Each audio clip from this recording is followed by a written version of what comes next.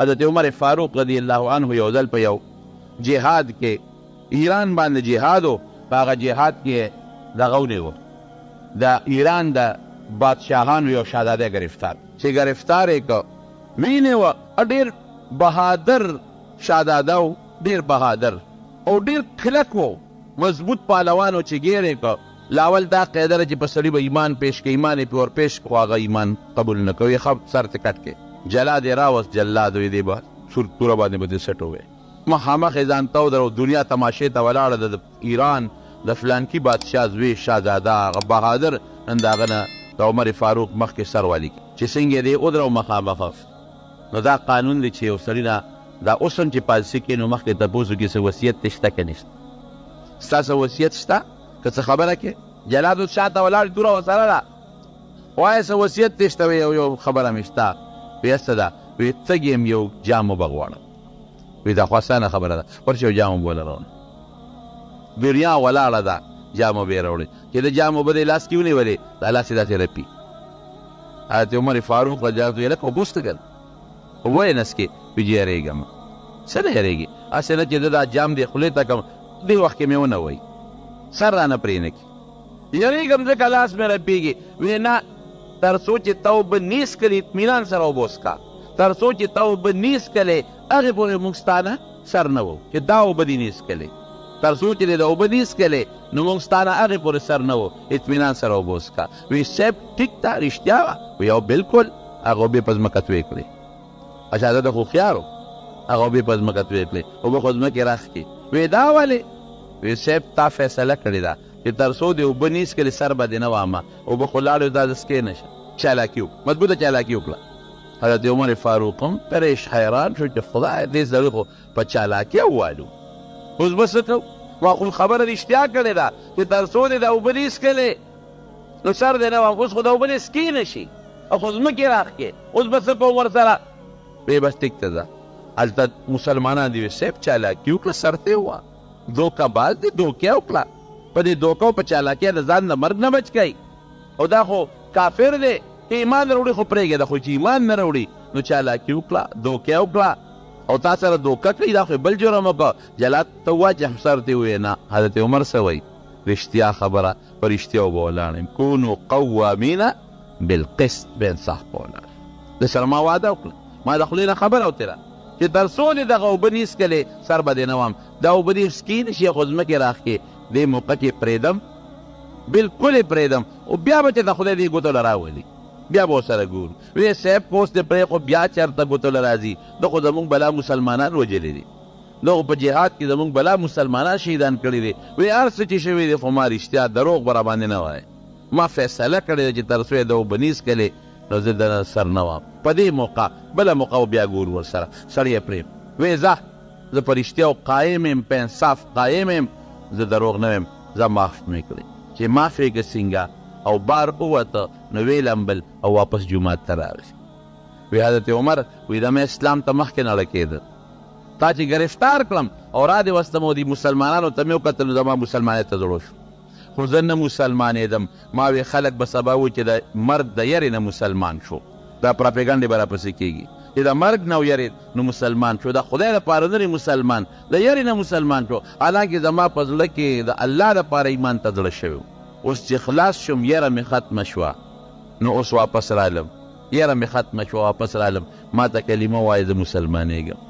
پروردګار هغه هلک مسلمان کړ او چې مسلمان شو نو یو عظیم د اسلام جرنیل ته جوړ شو، دومره عظیم جرنیل ته جوړ شو چې دغه خپل علاقې د فارس د حضرت عمر فاروق په زمانه کې د پلس فتح شوي، که عمر فاروق په خپله خبره ټینګ نو ولاړ او د خلکو خبره یې منلې وه او د هغې انصافانه خبره یې پرېښې وه، دا نو خو سړی به مړ شوی و که نه. انصاف، رښتیا ویل او په حق باندې ودرېدل او کلک ودرېدل دې ته انصاف ویلې کېږي. د دې مقابله چې څوک کوي چې داسې نه کوي هغه ته ظالم ویلې کېږي او د ظلم انتهایی خطرناک انجام دی. نبی کریم صلی الله علیه وسلم فرمایي الظلم ظلمات یوم القیامت، وی ظلم به د قیامت پر ورځ یو تیاره نه وي، دا به ډېره زیاتې ډېره تیارې دي، د خدای د قهر او د غضب تیاره به وي، د فرشتو د نیوکو تیاره به وي، د جهنم د عذاب تیاره به وي، د خولو د ډوبوالي تیاروي او بیا په دوزخ کې دننه د اور تیاروي د شپې تیاروي یو تیاره بنې ډېرې تیارې وي نو د انصاف مقابله کې ظلم دی او د ظلم نه خدای موږ وساتي انصاف د اوچت شی دی ځکه امام بخاري وایي الانصاف من نفسک یو معنی دا ده چې ځان سره انصاف وکړه خپل ځان سره انصاف وکړه د شپې چې کله سملې د دې ورځې ته وګوره سار پاسېدل یم تر اوسه پورې ما څه وکړل الله مې څونه خوشحاله کړه او د الله دشمن شیطان مې څونه خوشحاله کړه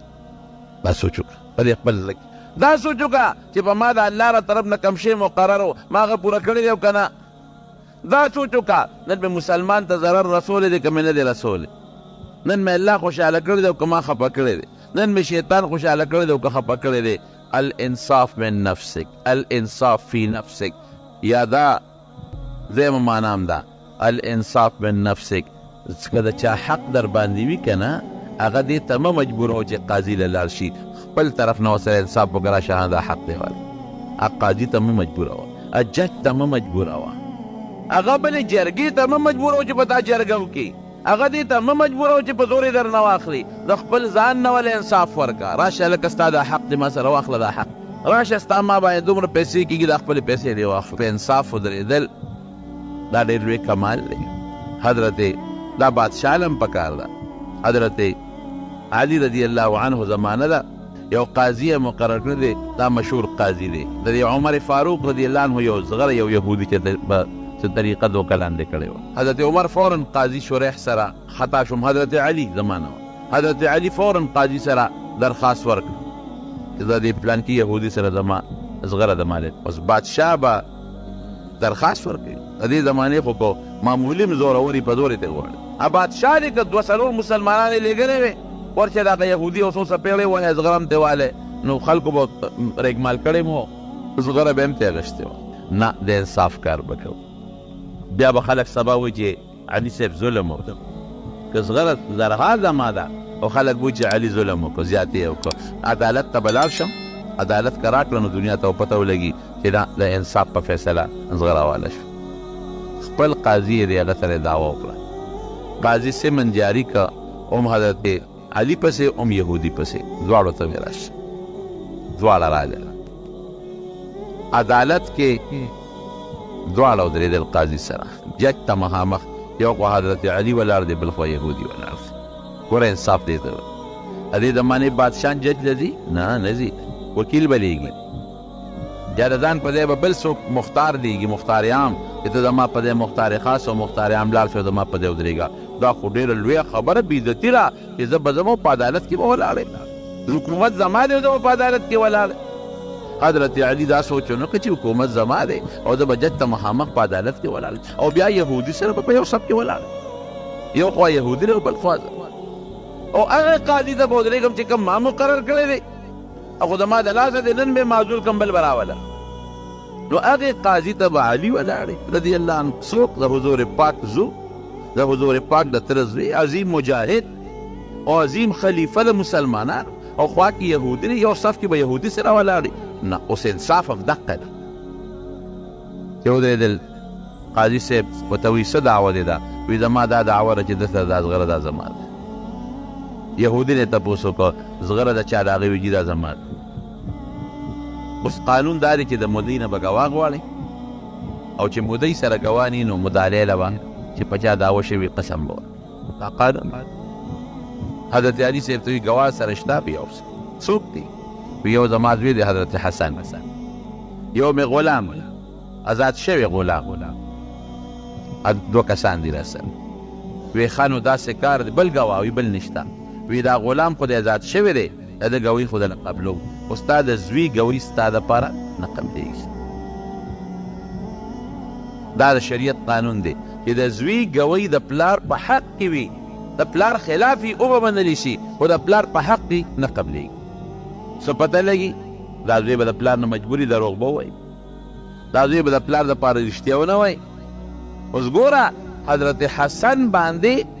100% به یقین ساتي چې دا رښتونی دی کومه خوله چې د دواړو جهانو سردار مبارک پکې خپلې لاړې چورې دي د هغې خولې دروغ نه رښتیا په کومه خوله کې چې لومبۍ لاړه د حضور پاک ورغلې ده چې دی کله څنګه پیدا شو حضرت حسن رضی الله عنه نو نبی علیہ السلام فوراً ورغی خبر شو نو زر ورغی چې څنګه ورغی نو زر یې کجوره راواغېسته وایي څه کجوره شته او راوړې کجوره یې راواغېسته هغې په خپله خوله مبارکه کې کېښوده غوټي ورته وایي او بیا هغه کجوره د خپلو لاړو سره راواغېسته د حضرت حسن په خوله کې کېښوده هغه د نبی علیہ السلام لومبې د هغه خېټې ته د حضور پاک مبارک د خپلې لاړې څرې دي نو چې لومبې د کم انسان په غاښونو په ژبه د حضور پاک لاړې ولګي او قسم د صحابه کرام وایي چې موږ ته یاد دي اوس هم چې نبی علیہ السلام دا شونډې په خپله ښکل کړي دي نو چې کومې شونډې حضور پاک ښکل کړي دي او په کومه خوله کې د حضور پاک لاړې مبارکې چلیدلې دي نو څه مختیار دی دې نه به دروغ راوځي چېرې نه او د چا زوی دی د بیبي فاطمې د چا نوسې دی د حضور پاک وینه پکې چلیږي دا به څنګه دروغ ووایي لیکن د شریعت قانون دې ته به اوس نه ګورو چې سړی رښتونی دی او که دروغجن دی قانون او نظام ته به ګورو په نظام کې د یو زوی ګوی د پلار دپاره نه صحیح کېږي ټیک ته صاحب ته هم رښتونی ستا خبرې له موږ اعتبار ورکوو حاجي صاحب هم دروغ نه وي د زغرې دپاره زوی دې هم رښتونی دی خو د شریعت قانون دا دی چې د زوی ګوی د پلار دپاره نه صحیح کېږي او غلام دې دی آزاد د هغه به صحیح کوم په یو ګواه کار نه کېږي یهودي له به قسم ورکوه ستا ګواه رد شو که هغه د قسم نه انکار وکړو خو زغره به ستی او که هغه قسم وخوړه نو زغره یهودي ته وی قسم خورې وی قسم خورم زغره زما فیصله یهودي له بادشاه د مسلمانانو د خلیفه خلاف فیصله وشوه خو د انصاف فیصله وشوه یهودي له فیصله وشو زغره ده یهودي ته چې وی زغره ستا ده خو حیران شو وی صاحب فیصله زما په حق کې وشوې وی ښه یو خبره وی ما ته پته ولګېده چې اسلام یو ښه خشته مذهب دی د اسلام نه ښکلی او رښتونی مذهب بل نشته دا زغره صاحب زما نه ده دا د علي صاحب لیکن د شریعت د قانون مطابق زغره د هغو نه رسېده او زما ورسېدله یعنې خلیفه د مسلمان او په زور شي اخلي او قاضي د بادشاه خلاف په څنګه فیصله وکړي د شریعت د قانون خبره و قانون کې زغره ماله راکړه پته ولګېده چې اسلام مذهب انصاف والا مذهب دی اسلام هغه مذهب نه دی چې د بادشاه طرفداري کوي اسلام هغه مذهب نه دی چې هغه د غریب دپاره یو شانتې دی او د مالدار دپاره بل شانتې دی اسلام هغه مذهب نه دی چې د رعیت او د بادشاه په منځ کې فرق کوي دا ښکلی مذهب دی دا زغره ما ته وی صاحب داسې وکړه دا زغره علي صاحب له واپس ورکړه او ما ته کلمه ووایه د دې اسلام د دې عدل او د انصاف نه متاثر یم زه ایمان راوړم یهودي په هغه دی خدای پاک مسلمان کړه حضرت علی رضی الله عنه چې دا خبره ولیدله وی صاحب د اسلام په خوشحالۍ کې دا زغره ده د شوه ده زما ما ورته وبخله د زغره دی وړه یا ایها الذین آمنوا کونوا قوامین بالقسط د حضرت عمر فاروق رضی الله عنه زمانه ده یو بادشاه د روم یا وزیر دی هغه راغی مسلمان جبله نوم دی جبله ابن هم چې راغی مسلمان شو نو دا د بهر نه چې بادشاه راشي نو د علاقې د بادشاهانې دغه کوي د علاقې د بادشاهانې عزت کوي نو اوس چې د بهر نه اوس هم سعودي ته څوک بادشاه لاړ شي نو هغې یې راولي د بیت الله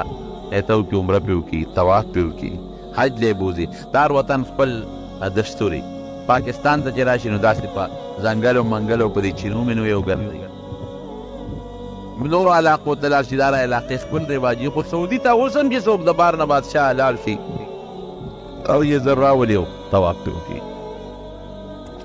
دا جبل راغی مسلمان شو او د روم د یو ډېرې علاقې مشر دی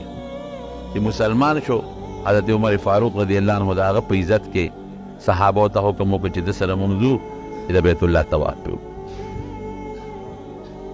هغه ری وستو د بیت الله طواف له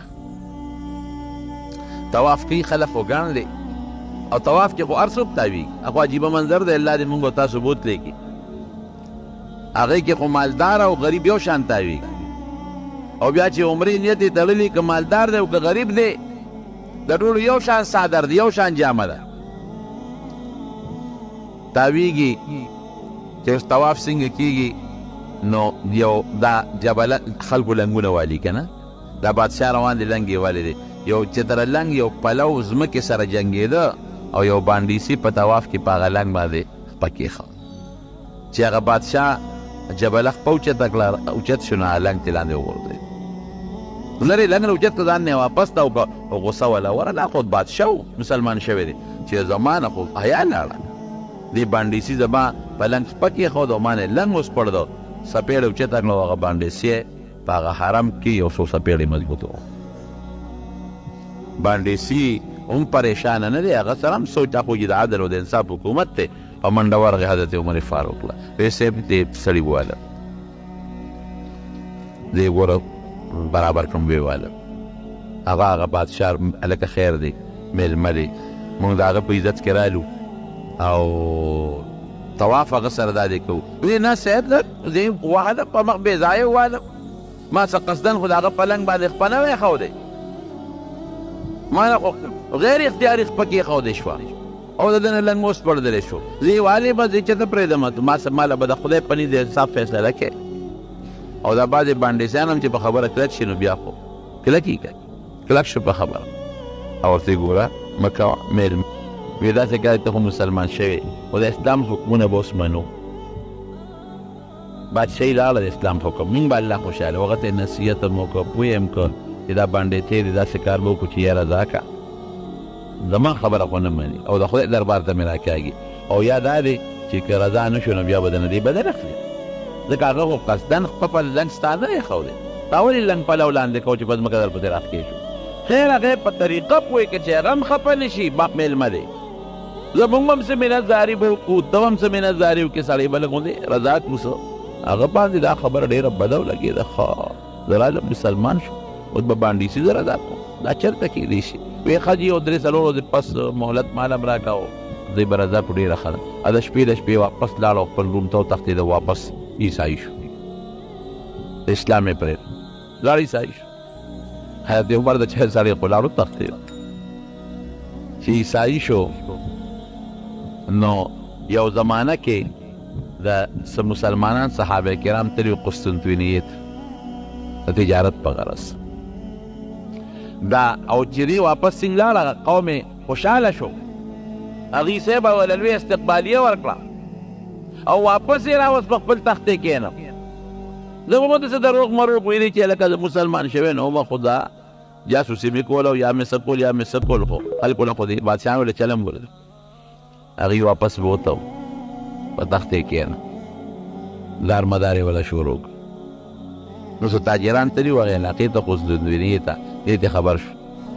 چې مسلمانان راغلي دي دا تاجران ماله راولی چې څنګه رالل دی خود په تخت ناست دی او تاج یې اچولی دی بادشاهانو خو عجیب هغه خپل انداز دي ما پېژنې ویې نه وی د هغه جبله بادشاه یم چې زه مسلمان شوی وم او هغه بانډیسي راله په لنګ باندې خپې ایښې وه ما نه یې لنګ غورځولو او بیا ما هغه څپه څپېغلو وو او بیا عمر صاحب بې دې بره دا کول غواړي زه رالم راوتښتېدم دا خطا ده یاره اسلام دې پرېښود واپس عیسایي شوې وی ځکه نه تا خو مخکې هم په عیسایت کې ژوند تېر اوس هم عیسایي صحابه ورته وایي او په دا منځ کې دا میاشت 20 ورځې د مسلمان وی کم ژوند ښایسته دی دا په دې هم پوهېږه جبله ورته وایي قسم دی چې د دغه 15 ورځو د مسلمانۍ د ژوند که بې مزې ماغشتې دي که نه که د زما د ټولې بادشاهۍ که مخکې ده او که وروستو دی په ټوله بادشاهۍ کې دومره سکون او دومره مزه ما نه ده لیدلې زړه کې مې یو سکون و ډېر زیات پریشان یم اوس چې دغه بانډیسي په څپېړو والې وې ښه به یې کړي خو چې ما د ایمان واپس نه مې پرېښی ډېر زیات پریشان او ډېر زیات خفه یم اسلام پسې ډېر زیات خفه یم د اسلام دغه مزې دا زما په زړه کې اوس هم پرتې دي خدای پاک دې زموږ ایمان او اسلام نصیب کم دین چې الله پروردګار دی انسان دپاره خوښ کړي نو هغه به ښه نه اسلام خو موږ له الله خوښ کړی دی ورضیت لکم الاسلام دینا اليوم اکملت لکم دینکم واتممت علیکم نعمتي اسلام ته الله خپل نعمت ویلی دی ورضیت لکم الاسلام دینا نو چې الله ورته خپل نعمت ویلی دی دینکم وی دین خو ستاسو دی عمل به تاسو کوي او اتممت لكم دینکم اليوم اکملت لكم دینکم اکملت څنګه دی واتممت علیکم نعمتي دین ستاسو نعمت زما لیونه چې اتممت لكم دینی زما دین نه د دین تعلق د عمل سره د دینکم تاسو به عمل کوي او اتممت علیکم نعمکم نه د نعمتي نعمت زما دی ورضیت لكم الاسلام دینا نو چې کوم دین د الله خوښ کړي هغې کې موږ نخرې کوي او بهتر دی نه او مقمقل یو د چا یو ازم خوښ دی د چا بل ازم خوښ دی د چا بل ازم خوښ دی د ازمونو والا سره به د قیامت پر ورځ خدای پاک ګوري خو کتې به شي چې کله ولا ورشي اسلام نه بهترین مذهب بل نشته د اسلام نه ښکلی حق مذهب بل نشته دا موږ له خپل پروردګار خوښ کړی دی او الله یې زموږ جن او زموږ مرګ زموږ د قبر ژوند زموږ د حشر ژوند دا ټول په اسلام باندې نصیب کړي نو ډېر واپس مې زړه کېږي نو بیا ده که نه مسلمان شوي نه که نه اوس به پورې خلک خاندي وایي چې کله مسلمانۍ کله عیسایي کېږي بیا مسلمانېږي یاره وایي په یو شرط مسلمانېږم زړه مې ورته شوق کې دی چې که عمر ماله لور راکوي دا به زما دپاره ډېره اوچته خبره شي که خلک وایي چې بیا مسلمان شو زه به یم د عمر غوندې لوی بادشاه امیرالمؤمنین لور راکړه زما دپاره به ډېر لوی عزت هغه تاجر ورته وایي صاحب که زما لور دې پکار وي خو زه درته اوس درکړو او که د عمر د لور خبره شي نو خو زما اختیار کې نه کړي که بل څیز زما اختیار کې خو وایم خو د عمر لور خو د هغه لور د دې سودا نه شم کولی وایي ځکه نه یو کار وکړه لاړ شه عمر سره صلاح وکړه که ما له خپله لور راکوي اسلام ته مې واپس زړه کېږي مسلمانېږي ویې ښه دا تاجر راغی حضرت عمر فاروق رضی الله عنه ته الو وی صاحب هغه جبله خو بیا مسلمانېږي زړه کېږي خدای شرط ولګو چې که عمر لور راکوي اسلام ته مې شوق کېږي خو یارېږم شرمېږم خلک به راپسې پیغورونه راکوي زه دا به ویم چې عمر غوندې سړي لور راکړه وی تا ورته څه وویل وی مې چې صاحب که زما لور یې خو تا نه قربان د اسلام نه قربان که د عمر لوري نو هغه خو د هغه اختیار دی هغې کې د بل چا اختیار نه صحیح بد دی وکړل وی قسم نه چې یو مسلمان یو کافر مسلمانېږي د هغه د اسلام نه عمر یو لور خو څه کوي چې څومره لورونه ټولې ته قربان هله شا به ځان وررسوه چې بلکل د عمر لور درته درکوي او راځه مسلمان شي دا تاجر غریب پاس پواړو لرون خو لري بلا مزل قافلو کې به دی یوازې خو تېر نه شي چې دې ورسېد یو غوغا و په هغه ښار کې تپوس یې وکړې څه چلو شو وایي دا اوس زمونږ هغه چې مشر جبله دی بادشاه هغه مړه شوی دی